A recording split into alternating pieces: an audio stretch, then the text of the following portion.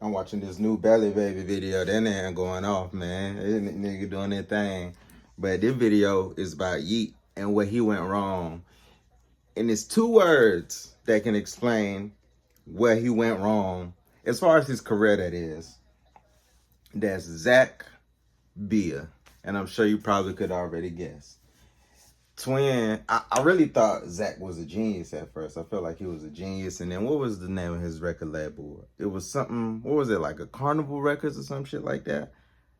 I can't even remember. But whatever it was, I felt like it was fire at the time. But with this last album you just dropped, I like a few of the songs on there, no doubt. But I feel like, I know Yeat probably want to do something different. He don't want to fall victim to doing the same sound over and over. And Zack probably orchestrated, curated, creative directed this album and the rollout and everything, right? The rollout was fire. Like, that's Kanye level shit, right? You add in a whole element to the game that is needed right now, especially with the type of music you make. Niggas ain't doing that because they ain't got no identity for real.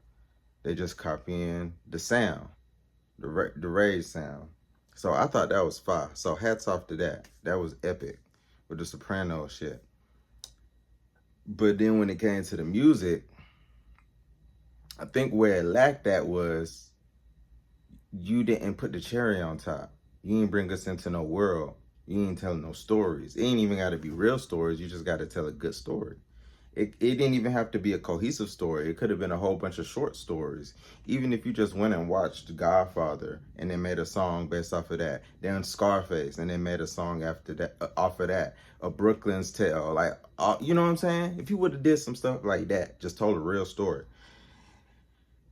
Had that song would have been fine. But the album was all over the place. It didn't have no center. It was just all over the place, bro. And I blame Zack Bia for that. I also blame Yeat for that because he let it happen. So this next project, it got to be on that type of time. Like, take the same approach with the rollout, but draw the rollout longer and then tell a story. I also feel like, I don't even feel like, I know, Yeat didn't even capitalize off of his predominant sound for why he blew up in the first place. The rage sound. He blew up real fast, so he didn't really capitalize off of it. I think he should have did like 1 or 2 more projects like that before he switched it up.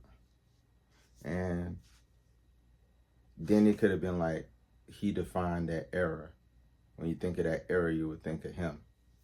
You know, you do, but just a little bit over the other people doing rage.